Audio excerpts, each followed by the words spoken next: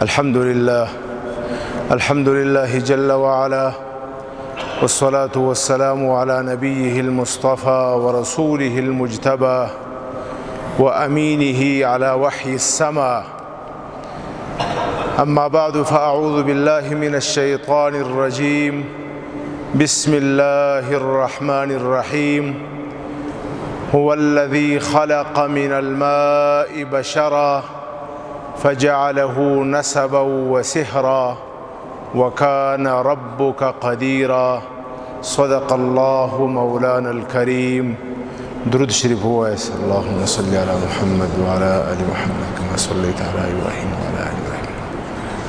اللهم بارك على محمد وعلى آل محمد كما باركت على إبراهيم وعلى آل إبراهيم.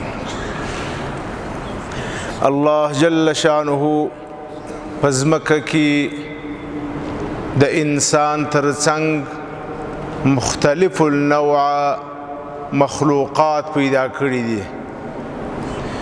فمنهم من يمشي على بطنه ومنهم من يمشي على رجلين ومنهم من يمشي على 4. يخلق الله ما يشاء. الله جل شانه وای بعضې داسې مخلوقات دي چې په خېټه یا په نس باندې ځي لکه مار، بعضې بیا داسې دي چې په 2 پښو دي، بعضې بیا داسې دي چې په 4 پښو دي، بعضې بیا داسې دي چې په هوا کې دي، بعضې مخلوق داسې دي چې په اوبو کې دي، بعضې مخلوق داسې دي چې په غارو کې دي. الله جل شانه انسان ته د نورو مخلوقاتو څخه امتیازات ورکړي دي. انسان ته عقل ورکړي دي، انسان ته مکلفیت ورکړي دي، انسان ته خلافت ورکړي دي، انسان ته نبوت او رسالت ورکړي دي. دغه امتیازات چې انسان د نورو مخلوقاتو څخه په ځمکه کې لري، د دې په څنګ کې یو لوی امتیاز چې الله جل شانه ورکړي دي انسان ته، هغه قرابت دی، خپل ولی. په دنیا کې چې څومره مخلوقات دي، هغه مخلوقات په خپل منځ کې قرابت او خپل ولی نه پیژني او نه یې پالي. حیوانان تر هغو پورې چې محتاج وي د خپلې مور سره یو نوع تعلق لري. کله چې احتیاج رفع سي، هغه تعلق هم الله جل شانه یو نظام داسې جوړ کړی دی چې خود به خود ختم سي. د مور د خوا سره خو د پلار د طرفه سره خو بیخي تعلق وینه، د مور د طرفه سره چې کم تعلق دی، هغه تعلق هغه هم د احتیاج د ختمېدو سره ختم سي.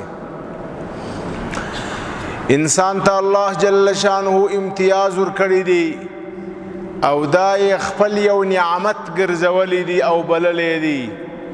هو الذي خلق من الماء بشرا فجعله نسبا وسهرا وكان ربك قديرا. ستاسو رب جل مجده هغه ذات دی چې دا د انسان نه اشنا ناولد او شایسته شکل د نطفه او د اوبو څخه جوړ کړی دی، او بیا د دې انسانانو په منځ کې تعلق د قرابت او تعلق د خیشي قائم کړی دی. د 2 لوی نعمتونه دي. انسان 3 قرابت لري. یو قرابت د پلارګنی وي، یو قرابت د مورګنی وي، یو قرابت د خسرګنی وي.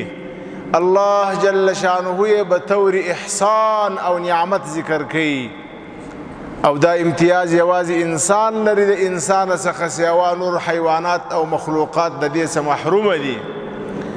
همدا انسان دی چې قریبان لري د پلار له طرفه، همدا انسان دی چې قریبان لري د مور د طرفه، همدا انسان دی چې قریبان لري د خیش او د نکاح د لارې څخه ترلاسه کوي. بیا الله جل شانه د اسلام په مقدس دین کې و دې قرابت ته اهمیت ورکړي. دومره اهمیت یې ورکړي د ابو هريره رضی الله عنه روایت دی چې یو چا د نبی اکرم صلی الله علیه وسلم څخه پوښتنه وکړه یا رسول الله ای الاعمال احب الى الله الله جل شانه په نیز باندې تر ټولو محبوب عمل کوم عمل دی نبی اکرم صلی الله علیه وسلم جواب ورکړي د الله جل شانه عبادت کول د الله جل شانه سره شریک نه نیول یا رسول الله د دې څخه سوا دوهم د الله جل شانه په نیز باندې محبوب عمل کوم دی نبی اکرم صلی الله علیه وسلم ورته جواب ورکړي ان تصل رحمک اول عمل دا دی چې ان تعبد ربک چې د خپل رب عبادت وکړې دوهم عمل دا دی ان تصل رحمک چې د خپلو قریبانو سره قرابت وپالې دا د الله جل شانه په نیز باندې تر ټولو محبوب عمل دی حضرت عمر رضی الله عنه یو صحابي دی دی دومره قدیم الاسلام دی چې دی وایي چې زه یو وخت د ټول اسلام څلرمه ومه په ټوله دنیا کې 3 کسان نور مسلمانان و څلرم زه ومه نو زه د ټول اسلام ربع او څلرمه وم حضرت عمر رضی الله عنه چې کله د نبی اکرم صلی الله علیه وسلم ملاقات تراغي په اول ځلې دا د نبی علیه السلام د نبوت ابتدا ده حضرت عمر پوښتنه کوي یا رسول الله ته څوک یې نبی اکرم صلی الله علیه وسلم ورته وایي د الله جل شانه رسول یم هغه ورته وایي چې رسول چاته وایي وایي د الله جل شانه پیغام د الله جل شانه احکام می و مخلوق ته راوړي دي په څه باندې مخلوق امر کوي د الله جل شانه له طرفه نبی اکرم صلی الله علیه وسلم د خپل نبوت په ابتدا کې ورته وایي چې اول مې دا پیغام راوړی دی و مخلوق ته د خالق جل شانه له طرفه څه ان تعبدوا ربکم چې تاسې د خپل رب عبادت وکړئ شرک پرېږدئ دوهم مې کوم پیغام راوړی دی وان تصلوا رحمکم او د دې دپاره راغلی مخلوق ته دا وایم چې تاسې د قریبانو سره قرابت وپالئ دا د نبی علیه السلام ابتدایي دعوت دی و انسانیت ابو سفیان رضی الله عنه دا د نبی اکرم صلی الله علیه وسلم په ابتدا کې د سرسخته دشمنانو څخه و د احد جنگ د احد د احزاب او داسې نور جنگونه په دې کې به کافران د ده په مشري باندې پر مدینه منوره باندې حمله آور وه دی یو وخت تللی دی روم ته شام ته د روم بادشاه د ده څخه پوښتنه کوي د نبی اکرم صلی الله علیه وسلم په باره کې چې دغه نبی چې ستاسو په قوم کې پیدا سوی دی دې کم پیغام راوړی دی و انسانیت ته ابو سفیان په دې وخت کې مسلمان نه دی د نبی علیه السلام دشمن دی خو دا دشمن هم په دې باندې اقرار کوي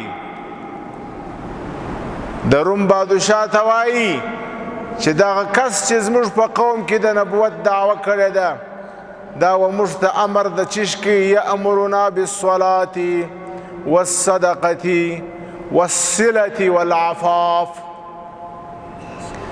دا نبی چې زموږ قوم ته راغلی دی و موږ ته یې 4 پیغام راوړي دي موږ ته امر کوي چې لمونځ وکړي یو صدقه ورکړي 2 د اقرباو سره قرابت وپالي 3 پاک دامنه واوسېږي 4 د دې اقرار د نبی علیه السلام دشمن هم کوي الله جل شانه دا موضوع د عام انسانانو په منځ کې یو رحمت ګرځولې ده خو مسلمانان یې په دې باندې خاص او خاص مکلف کړي دي چې د قرابت خیال بساتي 3 ځایه په قرآن شریف کې الله جل شانه هغه څوک چې د خپلو قریبانو سره قرابت نه پالي، خپلولي نه پالي، درې ځایه په قرآن شریف کې الله جل شانه هغه جهنمي ملعون ګرځولی او بللی دي.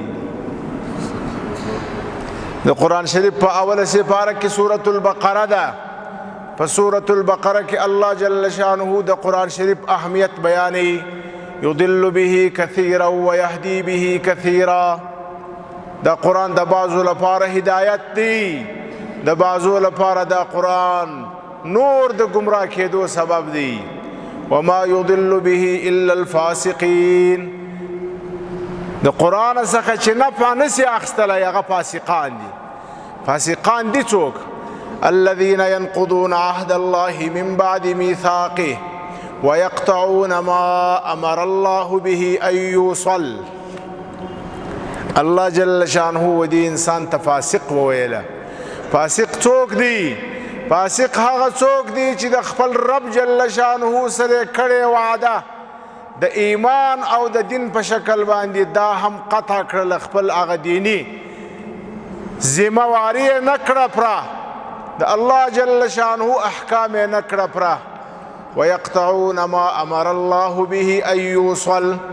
د چشم مبارک چې الله پاک ورته د وصل حکم کړی و چې د قریبانو سره قرابت وپاله د هغه قطع کوي. اولئک هم الخاسرون. په دې آیات کریمه کې درې وعیده بیان کړل.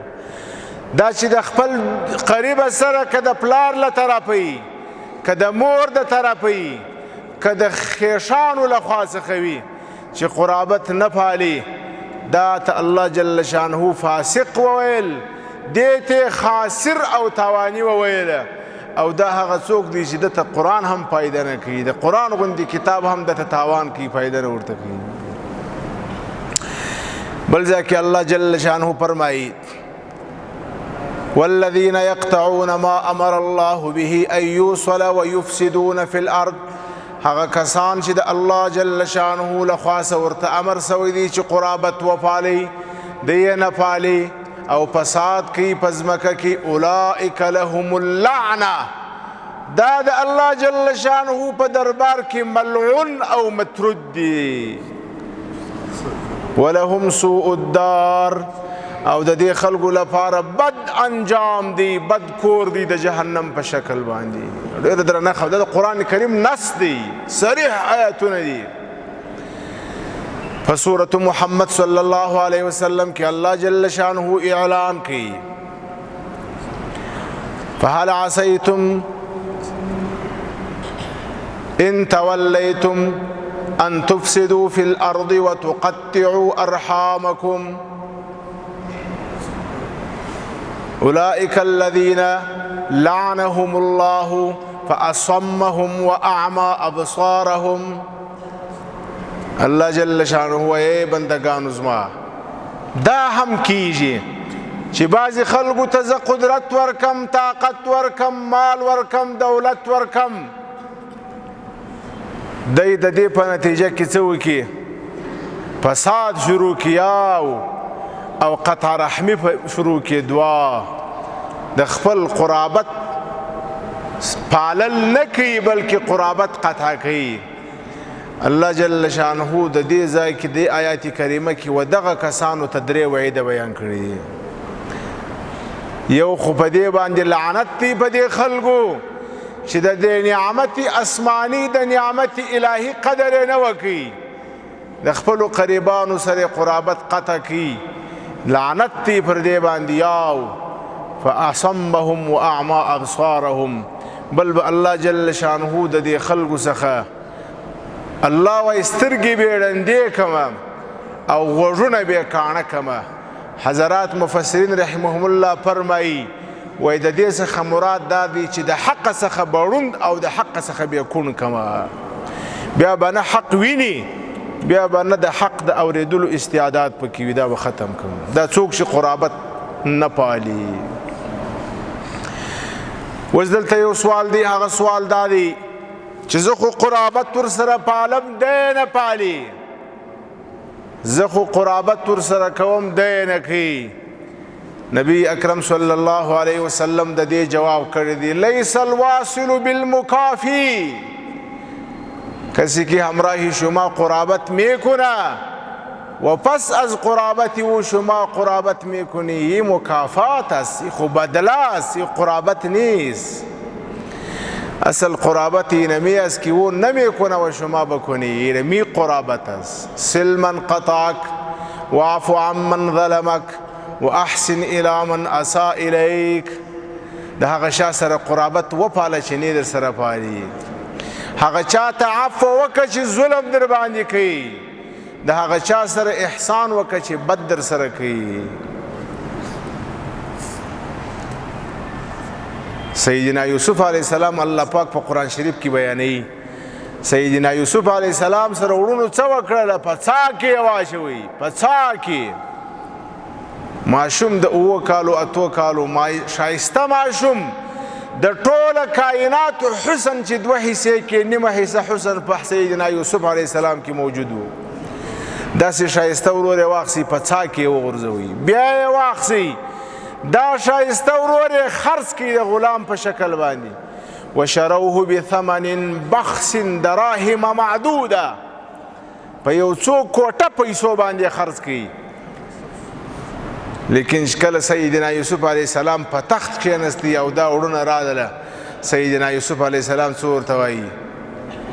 لا تثریب علیکم اليوم یغفر الله لکم وهو ارحم الراحمین. هیڅ پیغور نن تاسو ته زه نه درکوم، هیڅ سرزنش نسته.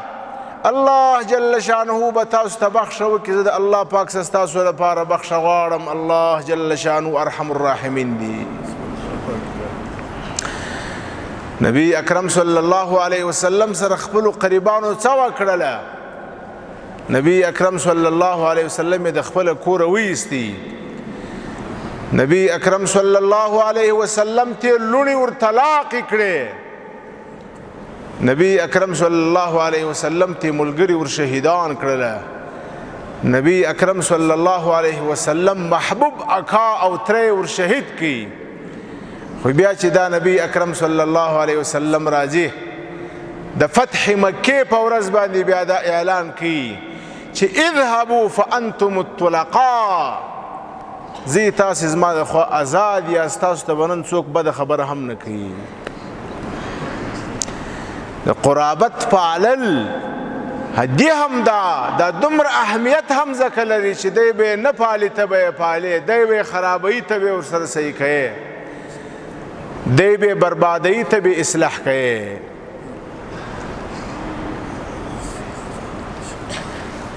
اوس چې کله یو چاته ووایي دا خبره چې د قریب سره قرابت، سلام ورسره وکړه، کلام ورسره وکړه، پوښتنه پر وکړه، نو هغه وایي دا یې راسره وکړل، دا یې راسره وکړل، دا یې راسره وکړل. د دې څه انکار نه کوو چې ستا سره به یې څه نه یې کړي، هر څه به یې کړي. خو یو بشارت به نن درته واورومه، که د دې بشارت در اورېدلو وروسته بیا هم د چا په زړه کې انقلاب رانغی، نو بیا به شاید دا زړه د کاڼي او د ډبرې.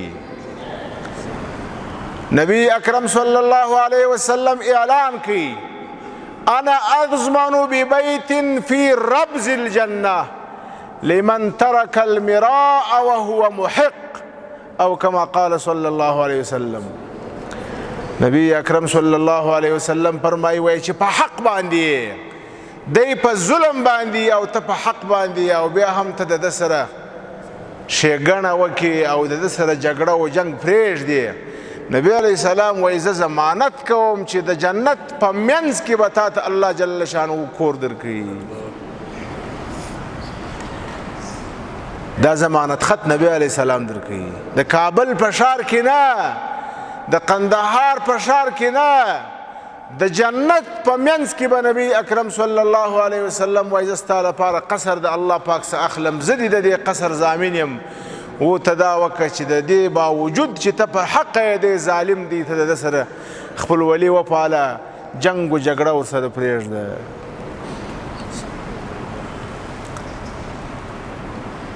پر ام المؤمنین عائشه رضی الله عنها باندې منافقینو تهمت ولګوي،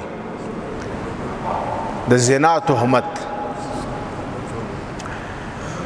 نو کله چې یو خبره عامه سي بیا کله کله بعضې مسلمانان نیکان هم په دې غلطي کې راسي نو د دې منافقانو چې کومه یو دسیسه به جوړه کړې وه د نبي علیه السلام د ازار لپاره په دې کې بعضې مسلمانان هم مبتلا سول هغو هم دا بحث شروع کړي چې نعوذ بالله نعوذ بالله نعوذ بالله ام المؤمنین بدفعلي کړې ده په دې کسانو کې یو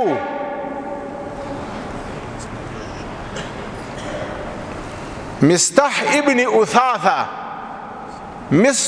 ابن اثاثه رضی الله عنه دا یو صحابي دی د سیدنا ابو بکر صدیق رضی الله عنه د قریبانو څخه دی یو روایت کې راځي چې د ابو بکر صدیق رضی الله عنه د خاله زوی و او دا یو فقیر صحابي و مسکین صحابي و د کور مصارف یې ټوله سیدنا ابو بکر صدیق رضی الله عنه کوله په دغه کسانو کې چې پر ام المؤمنین عایشه رضی الله عنها تهمت ولګوي یو په دوه کسانو کې دا کس هم رالی دی هم په دې تهمت ویونکي کې راغی الله جل شانه د خپل پاک محبوب صلی الله علیه وسلم د حرم دفاع وکړله په قرآن شریف کې الله جل شانه په سورة النور کې 11 آیتونه راواستول ان الذين جاءوا بالافك عصبة منكم لا تحسبوه شرا لكم بل هو خير لكم لكل امرئ منهم ما اكتسب من الاثم والذي تولى كبره منهم له عذاب عظيم دا دروازه ما بندوي د مسجد دروازه خلق راځي لوړ بوخیږي که مسجد کې دننه ځای نه وي دروازه خلاصې کړي ګل عالم دروازه خلاصې کړه دواړې الله جل هغه د باندې دروازه الله جل شانه د ام المؤمنین طهارت او پاکی بیان کړل چې ام المؤمنین د هر داسې کار څخه پاکه ده نو هغه څوک چې منافقان و خو منافقان و هغه څوک چې مسلمانان و او دا کار یې کړی و په هغو کې یو مستح و نو کله چې سیدنا ابو بکر صدیق رضی الله عنه خبر سو چې زما لور دا کار نه دی کړی الله جل شانه یې د طهارت او پاکی اعلان وکړي زما پر لور باندې کبل چا تهمت لګولی یا بنا خبر وي یا به منافق وي و مستح ته وویل مستح تو خو زما د کور یې تو خو زما د خاله زوی یې ستا د کور مصارف خو ټوله زه درکوم تا څنګه زما په لور کې دا خبره کول چې زما لور د او د نبی علیه السلام حرم دی نو سیدنا ابو بکر صدیق رضی الله عنه قسم واخسی چې زما دی په الله جل شانه قسم می کبیا روپی درکما کبیا یو روپی درکما بیا ته تشې نه درکوم که نور څه نه سم کولای دا خو کولای سم چې تاسو سره تعلق ختم کوم الله جل شانه په خپل کتاب کې که یو طرف ته د ابو بکر صدیق رضی الله عنه د لور پاکی بیانې زموږ او ستاسې د مورجان پاکی بیانې بل طرف ته الله جل شانه وسيدنا ابو بکر صدیق توای ولا يأتل اولو الفضل منكم والسعه ان يؤتوا اولي القربى والمساكين والمهاجرين في سبيل الله وليعفوا وليصفحوا فتاسو کې څوک علم والا دي څوک مال والا دي الله جل شانه وته شرافت او قدر ورکړي لکه ابو بکر هغه دي داسې وړو وړو خبرو باندې قسمونه نه اخلي چې زما دي قسم وي که زه د خپل قریب سره قرابت وکم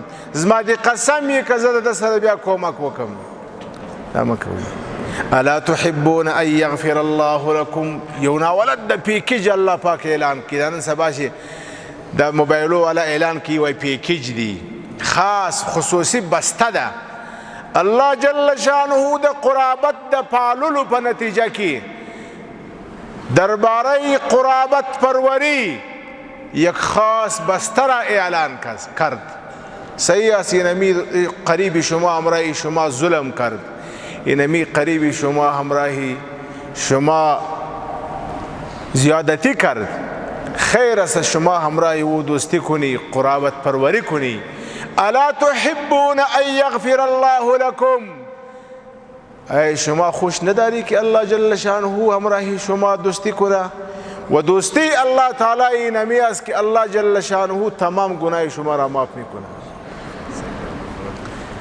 تو قریب تر غلطی ورتیر سا الله جل شانه به تا تستا تر ټولې غلطي در تیر سي. زما قریب چې زما په باره کې هر څومره ډېر ظلم کړي خو بیا هم ما او دې سره قریبان یو دومره فرق مونسته په سل کې به 2 پیسه د ظلم کړي ما خو چې د خپل رب جل شانه په حق کې څه کړي یا خو 100 پیسه د زه ملامت یم ځکه هغه رب دی زه بنده یم زه چې دا کم لمونځ ورته کوم په دې لمانځه کې هم ملامت یم. ما عبدناک حق عبادتک یا الله مشتاق عبادت حق نه دی ادا کړی نیسو ادا کولی. همدا وجه ده چې کله لمونځ چې تر لمانځه وروسته استغفار ویل سنت دی چې کله د لمانځه سلام وګرځېدی الله اکبر استغفر الله استغفر الله استغفر الله بیا اللهم انت السلام ومنك السلام ویل کیږي. استغفار ولې وایه تا خو لمونځ وکړي ځکه د لمونځ داسې لمونځ نه و چې زما د رب د شانه سره مناسب و داسې عبادت ما نه دی کړی چې زما د رب د شانه سره مناسب زه خو د خپل رب جل شانه په معامله کې 100% د ملامت یم. الله جل شانه وایي ته دا 10% د خپل قریب ته ور معاف که زه به ستا 100% در معاف کوم. الا تحبون ان یغفر الله لکم تاسې دا خوښه نه لري دا مو نه ده خوښه چې الله جل شانه مو ګناهونه معاف کړي. نبی اکرم صلی الله علیه وسلم ابو بکر صدیق رضی الله عنه راوغوښتي. ابو بکر صاحب چې کله دا واورېدل والبلا یا رسول الله احب ان یغفر الله لی یا رسول الله دا مې خوښه ده چې الله ګناه را معاف کړي. پخوا مې ومستحته 1% ورکول اوس به آینده مضاعف 2% د هر شی چې پخوا 1 چند ورکوي اوس به 2 چنده ورکوم. قریب سره قرابت پالل الله جل شانه د دې صله رحمي سره وعده وکړله چې کله الله جل شانه مخلوق پیدا کړي دا صله رحمي او قرابت په عرش پرې وزړېدله د الله جل شانه څخه یې وغوښتل چې یا الله زما سره څه کوې. الله جل شانه ورته وویل چې ستا سره دا کوم چې څوک تا وصل کوي قرابت پالي زه به هغه د خپل رحمت سره یو ځای کوم چې څوک قرابت قطع کوي زه به هغه د خپل رحمت څخه قطع کوم. وشق له من اسمه الله جل شانه و دې قرابت ته نوم د خپل نامه څخه ورجدا کوي. د الله جل شانه نوم رحمان دی د قرابت د پاللو نوم رحیم دی. دا د الله جل شانه د نامه یو حصه ده او الله پاک دا وعده ورسره کړې ده.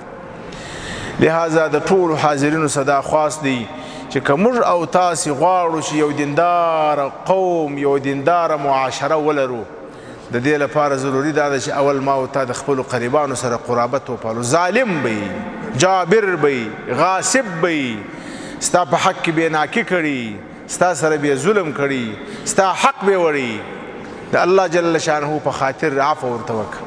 ستا د وس مطابق سلام ورته وکړه پوښتنه پر وکړه په مشکل کې مدد در سره وکړه ستا د وس مطابق. ستا وس 100 افغانۍ دي 100 افغانۍ ورته ونیسه. ستا وس 1 افغانۍ ده هغه ورته ونیسه. ستا وس د مریض پوښتنه ده د مریض پوښتنه یې وکړه. الله جل شانه په دې باندې ستا سره راضي کیږي نه یوازې چې راضي کیږي بلکې الله جل شانه د خپل رحمت سره وصل کیږي. که څوک دا غواړي نبی اکرم صلی الله علیه وسلم فرمایي چې په عمر کې برکت راسي نو د هغه دپاره تر ټولو اسانه لار دا ده چې هغه دي د خپلو قریبانو سره قرابت وپالي. الله جل شانه به په عمر کې برکت راولي بیا به په 20 کاله و 30 کاله 40 کاله عمر کې الله جل شانه دته د دومره دین او دومره اعمالو کولو توفیق ورکړي چې نور خلک یې په 100 کاله نشي کولی. نو څوک چې زما سره نن په دې باندې وعده کوي چې زه به چې د دې مسجد ته سوه وتلم نن چې څومره قریبانو ته زما لاسرسی کېږي زه به د هغو سره د خپل وس مطابق یو چا ته سلام کړي پر یو چا پوښتنه وکړې یو چا ته لاس غځولی هغه تفرقه ختموم. څوک چې زما سره وعده کوي هغه لاس پورته کوي. ټوله به وعده کوي ان شاء الله. الله جل شانه به موږ او تاسې د خپل رحمت سره وصل کوي ان شاء الله العزیز. او ما وویل دا خبره چې دا خبره به نه کوي. زموږ یو ملګري و هغه به ویله یو دشمن دی یو د سر دشمن دی تر دې دواړو لوړ دریم بیا قریب دی. قریب ته سر ته دشمن هم خطرناک وي. په دې کې بحث نسته چې ستا قریب به ستا سره مشکل نه جوړ کړي. بحث په دې کې دی چې دا مشکل تما او تا د پای ټکی کښېږدو عفو وکړو درګذر وکړو چې الله جل شانه مو د خپل رحمت سره وصل کړي او الله جل شانه عفو راته وکړي. أقول قولي هذا وأستغفر الله لي ولكم ولسائر المسلمين.